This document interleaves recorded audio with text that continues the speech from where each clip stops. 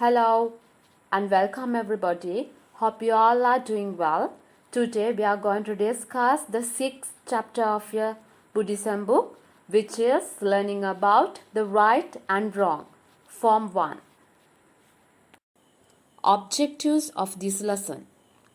Students should be able to understand how to differentiate right and wrong and what is right and wrong. My dear students, throughout this video, we are going to discuss these 7 areas. First, introduction. Second, right versus good. And then, right versus good according to the Karaniyametta Sutra. Right versus good according to the Adipatya Sutra. And then we are going to discuss about the roots of unwholesome actions and then roots of wholesome actions. So then there's a small exercise to do. Introduction.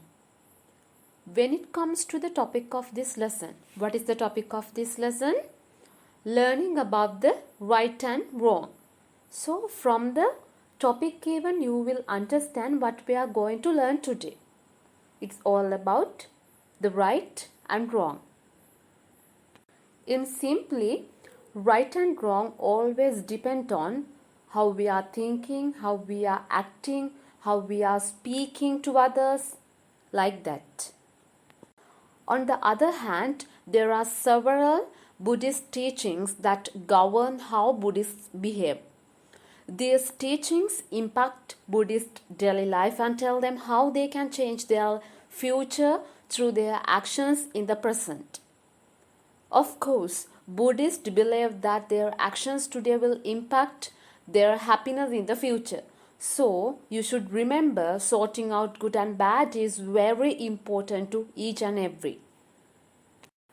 Right versus good. My dear children, Buddhism is learning how to live. This is a very difficult task and so it takes most of our lives to learn. We search for how we should live and it is a shock when we discover that all the important decisions in our lives rest with us alone. In the end, there's no one to tell us what to do but ourselves. So we are always trying to decide how we should act. And in order to illustrate the Buddhist attitude to right and wrong, I want to tell you sometimes the good and bad changes from person to person or from country to country. We all like to be good, to do good, so we do not like to be called bad by doing bad things. But there's a problem. What we consider as right may seem to somebody as bad or good. Therefore, we should decide on what is good and what is bad in a proper way to suit our culture, our country and our religion. For as an example, one day the Buddha asked Samanera Bhikkhu Rahula, "Have you seen a mirror?" So then Bhikkhu Rahula replied, "Yes, Venerable Sir." So then again Buddha asked, "What is the use of a mirror?" So then replied, "I can see myself, my face and change my looks." Then said, in a similar way you should look into your life with a clear mind and correct yourself. So, if you engage in anything that is not good for you or for others, do not do it. If you engage in something that is good for you and others, then it becomes a good deed. You can engage in doing it. This was the way how the Buddha defined the good and the bad. There's another important point.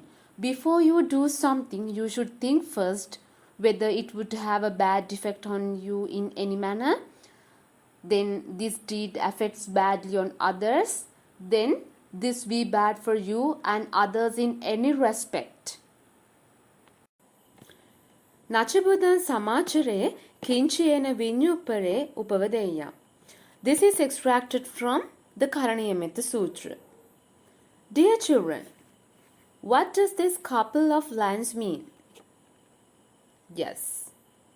The meaning is, you should never engage in wrong deeds and work that bring shame, whereby the rest of the wise people would reproach. And you must always think before you do things and ensure that you do not do or behave in a manner that could be criticized by wise people.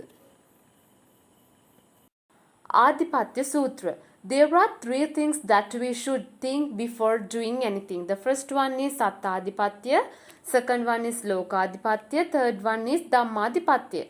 Let's see what is meant by Attadipatya. It means that think of one's own self, family, respect, and engage in doing things that would not hinder any of these. If you are a student, think of mother, father, family, teachers like that in order to maintain their self-respect, otherwise it would be lost. So let's go for the second one, Lokadipatya. We do not like others to say bad things about us. It will be a great shame to engage in things that would bring shame from others. Never engage in such deeds. Let's see the last one, Dhammadipatya. There are certain ethical rules depending on religion, society, culture by which we refrain from doing certain things. These may guide you in taking a decision on what you should do and what you should not do. Whatever we do by action, the mind, body, and the word is very important. When we do something good or bad, our thought behind that action is very important. For every action, there is the mind that converts it into thought. If the action or what we do is done unknowingly, then there is no sin attached to it because that action was committed unknowingly. If you do anything with a happy and pure thought, it brings you merit. Now we are going to discuss about the unwholesome actions. Actually, our mind acts in 6 ways, 3 of which bring much merit and happiness. The other 3 bring forth negative results, helping to commit a sin. So first let us discuss what is meant by unwholesome actions. So there are 3 roots of unwholesome actions. The first one is lobha, second one is dosa, third one is what? Moha. Right? Let's see what is meant by lobha. Lobha is greed. To crave for certain things, it is called as lobha. One might even rob, steal, or use bad methods to get at the target. So then let's have a look on what is meant by dosa. Dosa is in simply hatred, anger or ill will. One hurts, assaults, scolds, take revenge or vengeance on another. So it is due to this factor of dosa. Then let's see what is meant by moha. Moha is delusion. It is not having a clear, proper understanding of things. If you do not have a clear understanding of anything, there it would lead is wrong action. This ultimately leads you to perform sinful actions. Here I have given you 3 questions. First one is write a list of things you have done and categorize them as good and bad things. Third one, what are the 3 factors that result in sinful action? Third one, what are the 3 good factors that help you to do good deeds? My dear students, now we are at the end of this lesson. So now we are going to study about the roots of wholesome actions. There are 3 such actions. The first one is alobha, the second one is adosa, the third one is amoha. Let's see what is alobha. Alobha is what? Alobha is greedlessness or no craving. Adosa is hatelessness. Then loving kindness, metta or being kind to all. Then what is amoha? Amoha is right understand, right weave, non delusion wisdom.